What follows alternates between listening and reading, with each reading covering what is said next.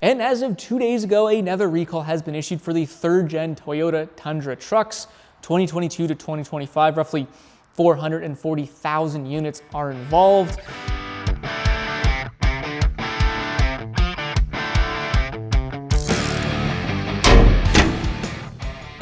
Welcome back, I'm Alex, and today we're talking about reliability of full-size trucks, but not from my eyes, from the eyes of the good folks over at consumerreports.org.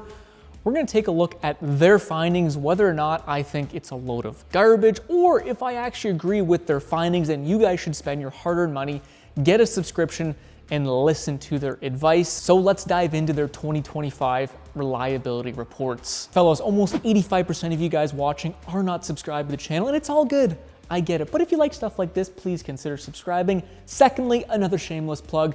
I do have an Instagram page and a TikTok page where we do have some good fun over there as well. So if you're interested in that, I'll put all of it down below in the description. Starting at the bottom, the least reliable truck, which has been here for a number of years, is the F-150 hybrid truck, AKA the PowerBoost baby. And well, this truck has a rating, or a predicted 2025 rating, of 7 out of 100, which is completely dismal. I personally have not reviewed this engine platform, so I'm not as familiar with the ins and outs, but it does seem like there is a laundry list of issues with this hybrid platform. What's interesting about this hybrid platform is it uses the very familiar 3.5 liter EcoBoost paired with a hybrid motor to give it that extra power, 430 horsepower, 570 pound-feet of torque. So I imagine she pulls extremely hard, and I would love to get it on my towing loop. I think it'll do very well. But I am somewhat familiar with the 3.5 liter EcoBoost, and that engine is decently reliable. So it must have something to do with the hybrid motor and its battery system that is causing a lot more complexity, potentially a lot less reliability, and most likely why Consumer Reports has put this hybrid platform at the bottom of its reliability list for like 4 years in a row. Anybody out there that owns one of these PowerBoost Ford trucks, let me know what you think. Is the reliability as bad as 7 out of 100? I'm curious what you guys have to say. Moving up the list, at the second least reliable full-size truck, according to the Consumer Report data, is the Toyota Tundra. And I kind of have to agree, because I did rank this iForce engine as my least favorite engine, or the least likely engine that I would want to buy in a full-size truck. So there it is. We know about the engine failures and the very large engine recall that ensued last year in 2024. We also have to remember the 2022 trucks having their turbo failures, which was a pretty large, intense job to repair and replace all those failed turbos. And as of 2 days ago, another recall has been issued for the third-gen Toyota Tundra trucks, 2022 to 2025. Roughly 440,000 units are involved. And it states that moisture is getting into the backup lights or the reverse lights, causing them to fail and or corrode the wiring harnesses going to them. I think the Toyota Tundra, since the inception of the third generation in 2022, has been suffering from quality control issues from day one, whether it's just simple window trims not being installed properly, or all the way to manufacturing defects causing complete engine failures. And until Toyota proves that they are once again dependable and have good quality control, I think there's always going to be that lingering question mark with these third-gen Tundra trucks. But if anyone is up to the task and righting the ship with these Tundras, it is Toyota. They've been known to stand behind their product, and I assume over the years, as years go by, this truck and engine will be a good buy at some point. Next up at number 3 is the Ram 1500, and I think the main reason why these trucks are not ranked more reliably in 2025 is because of the new powertrain, the 3-liter twin turbocharged Hurricane engines in these 2025 trucks. For my personal rankings, I had the 3-liter Hurricane, both the standard and the high output engine. Pretty low on my rankings just because, well, it's such a new engine. More complex than the 5.7 HEMI that engine replaced, and we are already starting to see some issues with it, like thermostat problems, catalytic converter problems.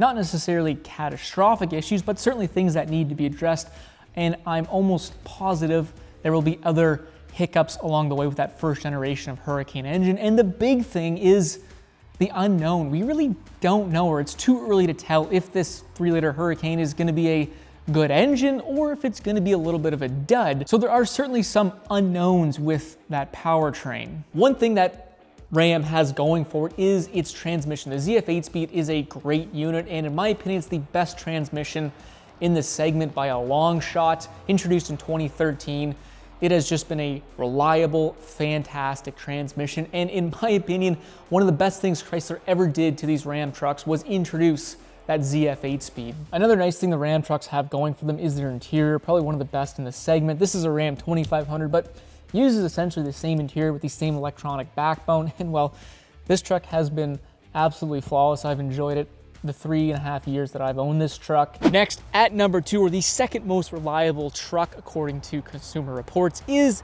the GMC or Chevy 1500s. And this is where things can get a little bit unfair in my opinion, because there are 4 different engine options for these trucks here. So yes, if you option this truck with, let's say, a 3-liter Duramax, or even maybe a 2.7-liter Turbo Max, I could completely get on board with that argument. But you throw in a 5.3 with its known valve train issues, probably not so much. And I hate to keep beating a dead horse, but there's no way I could put a Chevy 1500 with a 6.2-liter V8 engine with what we know now in terms of its faulty crankshafts and engine failures as a number 2 most reliable full-size truck. You wonder why all these 6.2-liter trucks just aren't sold yet. Another thing is the 10-speed transmissions in most of these trucks, and there have been a number of complaints over the years with that 10-speed, and it doesn't necessarily scream reliability. Up next, the number 1 most reliable truck is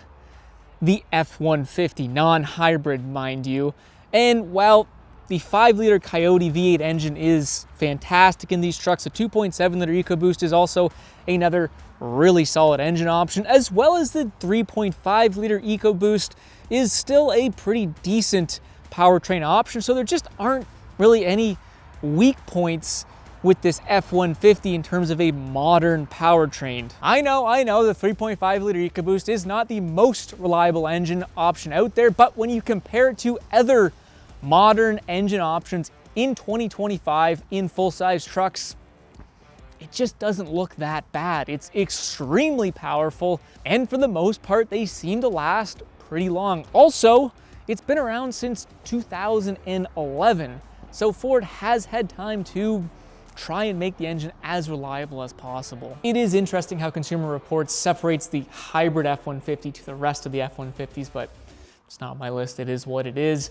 One thing that I think is a potential weak point on the F-150s is their 10-speed transmissions, just like the GM trucks, and that's no coincidence because those 10-speed transmissions were co-designed with both Ford and GM. Now, GM and Ford, yes, they use pretty much the same unit, but there is some different tuning. Some components are slightly different, but I don't think it's any surprise that both the F-150 and the GM trucks have had quite a few complaints on that 10-speed transmission over the years. I have to agree with Consumer Reports putting the F-150 as the most reliable engine.